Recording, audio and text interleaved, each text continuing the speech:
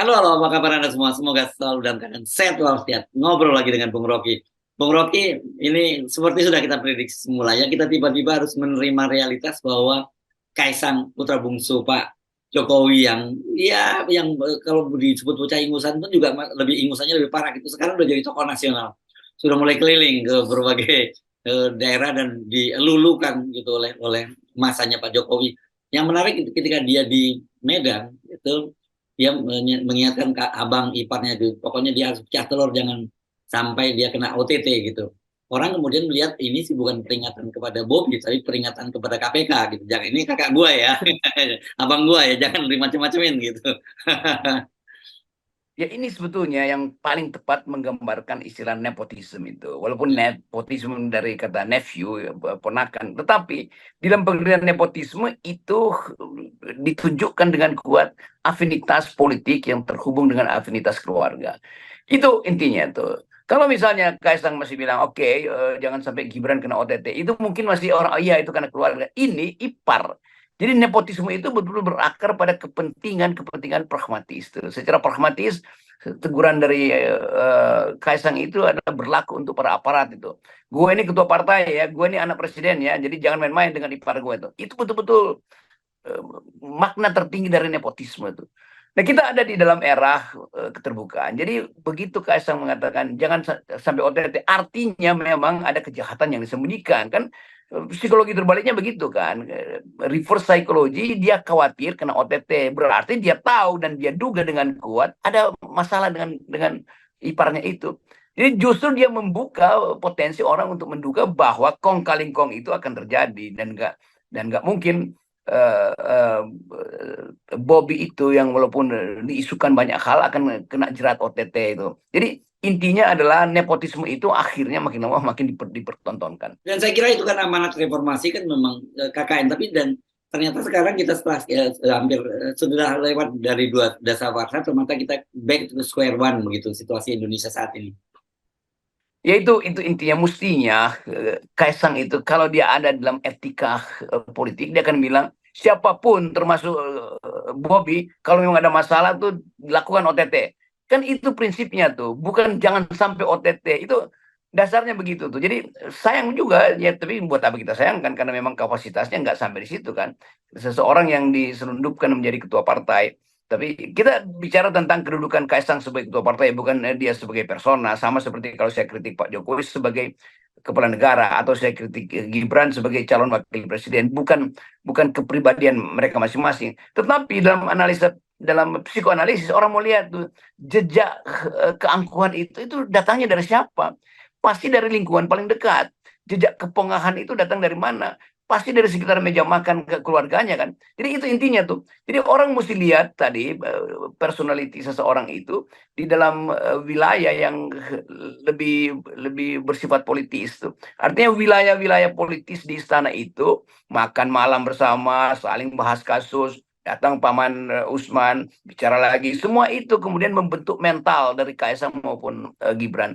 Nah, itu yang kemudian diteliti orang bahwa memang diturunkan secara heredetik gitu dengan bukan genetik pasti tapi secara heredetik. Kemudian orang melihat bahwa jejak otoritarianisme Pak Jokowi akan berlangsung terus kalau Gibran terpilih atau Kaisang masih memimpin partai. Dan itu yang terbukti sekarang kan. Jadi bukan sekedar Gibran yang dengan pongah mengatakan ini hanya boleh harus terjadi satu periode satu putaran. Nah, kalimat yang sama diucapkan dalam bentuk yang lain oleh Kaisang. Tidak boleh ada OTT. Jangan sampai terjadi OTT. Karena ini semuanya kalimat-kalimat otoriter. Iya, iya, iya. Oke. Nah, dalam situasi ini kan kita tiba-tiba menyadari Indonesia memasuki suatu fase yang baru, yang fase yang saya krusial gitu. Dan kalau kita lihat Bung Rocky, ya, perlawanan-perlawanan itu makin terhadap sekarang yang kita dulu sebut civil society gitu, sekarang muncul kembali meskipun sekarang civil society-nya itu beda. Ini bedanya adalah ini bagaimanapun juga mereka ini jejaknya ini adalah jejak pemuja Jokowi begitu. Tapi tetap saja menurut saya oke, itu kita terima sebagai sebuah realitas bahwa ya memang Pak Jokowi tidak semudah seperti yang dia bayangkan. Dia akan menghadapi perlawanan yang luar biasa dari publik, dari rakyat maksud saya. Itu akan terjadi. Perlawanan itu pasti akan terjadi. Itu sunatullah tuh. Nggak ada. jejak otoriter yang tidak pada akhirnya berubah menjadi didiamkan aja, pasti ada perlawanan politik. Dan itu lagi kita hitung. Mereka yang pernah memuja Pak Jokowi, ya iya udah sadar, tetapi masih eksklusif. Seolah-olah ini satu kelompok. Kemarin ada masalah di apa namanya tuh di tempatnya Gus Mus itu kan. Lalu secara eksklusif seolah-olah kelompok budayawan ini mau mengatakan kamilah yang nanti akan mengamankan bangsa ini karena kami udah bertobat. Tidak, bukan itu masalahnya. Itu masalahnya kelompok ini tetap terlihat itu doang itu dan menjadi inklusif, menjadi eksklusif. Yang lain seolah-olah menganggap bahwa ya udah pertobatan kami itu sekaligus memperkuat iman politik kami, bahwa kami akan tumbuh sebagai bapak-bapak dan ibu-ibu bangsa. Kan itu sinyalnya kan. Mestinya mereka yang bertobat, baik yang bikin deklarasi Juanda atau Rembang kemarin itu, datang menemui mahasiswa, datang bersama BEM, katakan bahwa kami ingin menyatu dengan kalian, kami ingin dipimpin kalian, walaupun kami udah tua dan kami sekarang doyan nangis, dan kami udah nyadar macam-macam hal yang ternyata kami salah pilih kucing dalam karung. Datang mengaku pada mahasiswa, datang mengaku pada mak-mak, datang mengaku pada LSM, kan itu dasarnya kan. Bukan kembali jadi eksklusif untuk mengatakan kami setiap hari akan bikin refleksi, itu nggak ada poin di situ tuh. Jadi ini kesempatan dari mereka yang lakukan pertobatan untuk bergabung dengan oposisi real, yaitu mahasiswa. Itu intinya tuh. Jadi jangan mereka bertanya kapan ada perubahan. Bagi mahasiswa bilang kalian masih nangis, ngapain nanya perubahan? Jadi sebenarnya ini juga masih mendua ya sikap mereka ini ya. Iya itu ajaib gitu kan. Udah tahu salah tapi masih bergerombol di antara mereka yang salah kan. Jadi saling memaafkan di antara mereka. Lalu bikin pernyataan dan pastikan bahwa flyernya itu keren. Ngapain sih itu? Jadi datang aja tuh. Mereka itu datang satu-satu ke BEM Unair. Kemarin saya muter-muter Jawa itu ketemu dengan BEM dari Universitas Tidar bahkan itu di Magelang, pindah ke Surabaya, balik lagi ke Bojonegoro, pergi ke Banyuwangi. Semua mereka, mahasiswa ini menanyakan, itu ngapain sih orang-orang itu nangis? Kan mestinya mereka bilang kepada mahasiswa, kami berhenti menangis karena kami akan bergabung dengan kalian ya. BEM UI, BEM Andalas, BEM Kalimantan Utara, segala macam. Itu yang mereka yang ditunggu oleh mahasiswa tuh, bukan menunggu mereka nangis di depan televisi lalu kemudian bikin pernyataan pers tiap hari itu. Jadi itu konyol juga nih kelompok yang udah salah tapi tetap eksklusif di dalam kesalahannya. Itu lucu tuh. Ya, oke. Tapi lucu. Tapi bagaimanapun juga ini ada yang kalau dari sisi Pak Jokowi harus lihat ini adalah potensi perlawanan gitu ya. Meskipun masih menyebar, tapi tidak seperti dulu lagi kan. Dulu kan Pak Jokowi selalu mencoba membuat apa ya, menanamkan semacam kesan bahwa oh ini terjadi pembelahan dan pembelahan itu yang menjadi penyebab adalah adanya kelompok oposisi. Makanya kemudian Pak Prabowo dibawa masuk ke kabinet kan begitu. Dan dia menganggap bahwa itu akan selesai dengan hanya dua pasangan calon presiden. Tapi sekarang justru dengan ulahnya Pak Jokowi itu pembelahan itu malah bukan hanya terjadi dua kelompok, pembelahannya banyak sekali gitu, terserak-serak. Ya justru karena sedang terjadi pembelahan, kelompok yang tadinya eksklusif ini justru harus mengaktifkan sel-sel yang sebaliknya, sel-sel yang hendak mengepung istana tuh. Dia nggak boleh jadi kelompok sendiri. Dia mesti mencair dengan mereka yang dari awal mengerti bahwa hanya dengan perlawanan politik itu bisa diselesaikan kecurangan-kecurangan ini. Mereka tetap sebagai intelektual yang mondar-mandir dengan press release kan. Itu intinya tuh. Mestinya kelompok ini datang ke buruh, bicara dengan buruh tuh mau ngapain kita ya. Kan itu intinya kan. Jadi eksklusivitas yang aneh tuh, yang ajaib, yang terbawa oleh mental elitis itu kan itu dasarnya tuh. Apa namanya, latar belakang elitis itu ya boleh aja, tetapi kan dia mesti bertransformasi untuk hidup bersama dengan kegiatan politik real di tengah-tengah rakyat.